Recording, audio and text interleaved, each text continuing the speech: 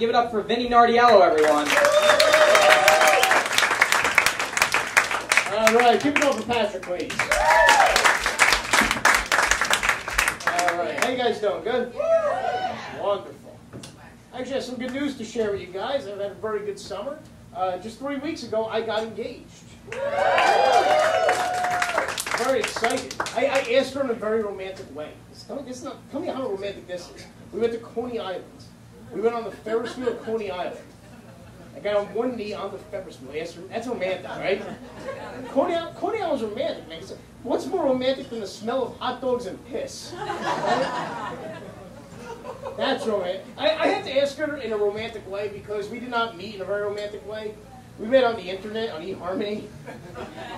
It's not romantic. You've done eHarmony, the way you're laughing over there. I can tell over there. Now, eHarmony's it's good, it's useful, we have a great relationship, but the problem is we're never going to have like a cute first date story that other couples get. Like, we're going to have kids someday, we're going to tell them about our first date. It's going to be, oh, for our first date, we had to meet in public because Mommy was afraid that Daddy was a stalker. And Daddy was afraid that Mommy was a man. So we did it at TGI Fridays. Just see the book. That's it. You know, there's no cute meeting story when you meet on the internet. Like, you talk to other couples, and they have cute meeting stories. It's like, I saw him at the grocery store. He's picking the perfect oranges. It was just so cute. I had to meet him. How'd you guys meet? All right, we got to put this big friggin' database. And we live 5 miles from each other, both non-smokers. So clearly it was meant to be, yes. Fate stepped in that day. My family was just very happy that I met somebody. Like, they were so convinced I was just gonna die alone. They're like, oh, he's gonna die alone. It's just gonna be one of those things, you know. I'm 33. They already arguing about who to take care of me when I'm old. You know, like siblings and cousins arguing about this. No, and my mom, she worries most. My mom worries about everything, though. My mom calls me up. She's like, you go to those comedy clubs. When you go to those comedy clubs, make sure you keep your hand over your drinking glass.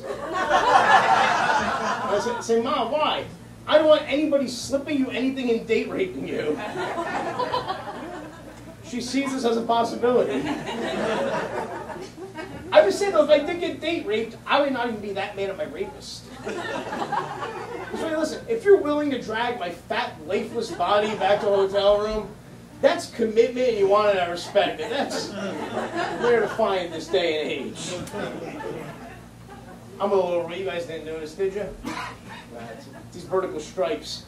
They fooled you. I'd like to lose weight. I would. Because here's the thing. I'll let you guys in on a secret because it's intimate. We're having a good time. I don't look very good naked. I do. Most people don't look good naked. Has it ever happened to anybody? You're naked having sex. And you catch a glimpse of yourself in the mirror. And you're just amazed that the other person is a willing participant. It's like, look, there's a mirror. You could do better, really.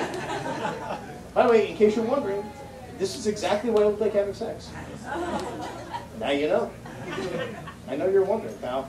It's very stressful planning a wedding. Has anybody here married? Have you ever planned a wedding before? No?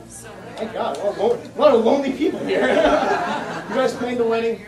It's stressful. It is. Like, we dated for 1.5 years without an argument. Now, like, we've been engaged 3 weeks. It's non-stop argument. Just like fighting all the time. We're either going to have a wonderful wedding or a murder-suicide. It's going to be one or the other. I'm not sure. My fiancée, she's a beautiful girl. Very beautiful girl, you know. She's very good looking. She's always like telling me, like, she looks at me and she's like, you know, physically, you're just my type. You're just my type. And like, I look at her and I look at me, and I don't believe this for a second that I'm just her type.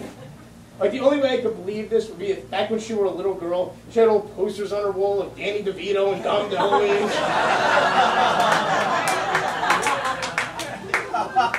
When I grow up, I'm going to marry Captain Lou Albano. Yeah. You know, so I told that joke last week. There was a girl there from Argentina. Like, she barely spoke English. I told that joke. She laughs hysterically. I said, oh my God, they know about Captain Lou Albano in Argentina. And she's like, I just assume he's short and fat.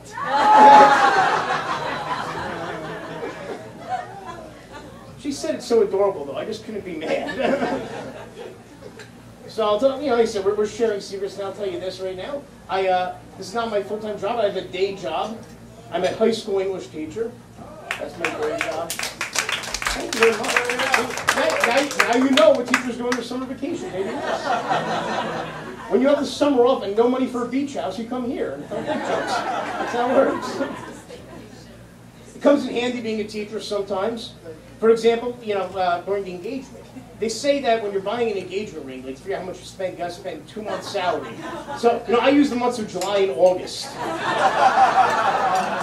in my calculation. You want to know about youth culture, too, when you're a teacher? For example, I'm a 33-year-old man that knows the names of all 3 Jonas brothers. Whether I want to or not. Nick, Kevin, Joe. See, I know them. I have brain cells devoted to the Jonas brothers. The problem with brain cells is you lose them as you get older, too. You lose them. And you can't control which ones you lose. You don't control that. So I may be like 90 years old one day, sitting in a nursing home. I'll have 2 brain cells left. And be like, the Jonas brothers' names and the brain cell that controls my bladder. And you'll hear a popping sound and piss will just fill my pants. And all I'll say is, Nick, Kevin, Joe. Like I said, I teach English. It's good teaching. That's real teaching, right? Because some teaching out there is bullshit teaching. Like gym teacher, that's some bullshit teaching. People always make fun of gym teachers, say they're stupid. Personally, I see people, they wear shorts to work, never grade a test, get paid the same as everybody else. Friggin' genius. When the hardest part of your day is grabbing a red rubber ball from the closet, you made some good decisions in life. I teach English, real teaching here. The only problem with teaching English is I have to read all this really crappy high school poetry that the kids write. This horrible emo poetry. Some of you guys here, you might have kids. Your kids may say to you, Mom, Dad, I have a dream. I want to be a writer. Don't encourage them, please. I got to read this shit. Okay? The problem is the kids that write this poetry, these are the same kids that shoot up the schools. So I have to lie and tell them it's great. Oh, this poem, I thought it was magnificent. The math teacher, though, he thought it was shit.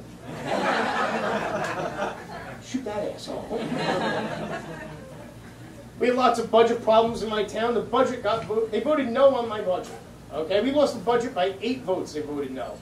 8 votes. I was actually at the polling place the day they voted. And it was like the oldest people in the world all coming out to vote no on this budget. And we lost by 8 votes, and that's a shame because it was just like such a short amount of votes. If we had just waited 2 weeks, Mother Nature would have voted yes. That's right, someone loves dead old people back there. That's right. Well, I'm going to get out of here. I'll tell you a little teaching story, though. I would say that most teachers are good. 99% are good. You have to worry about that 1%, though. We had an end-of-the-year party this year. It's completely true. At the end-of-the-year party, one of the guidance counselors just got completely shit-faced, hammered drunk, just horribly drunk. Walks onto the dance floor and shits his pants. At a work party, just shit himself. He's a guidance counselor. By day, giving guidance to children. By night, shitting himself during the Macarena. And everybody had the same reaction, too. They're like, oh my God, Bob had too much to drink. Bob had too much to drink. It's like, no. Bob did not have enough to drink. Let Bob keep drinking. Because if that were me and I shit myself at a work party, I'd want to drink until every organ in my body completely shut down. I don't want the story Monday morning to be, oh, Vinny got drunk and shit himself. I want the story to be, oh, Vinny got drunk, then he died. Hey guys, I'm Vinny Nard. Enjoy the rest of the show.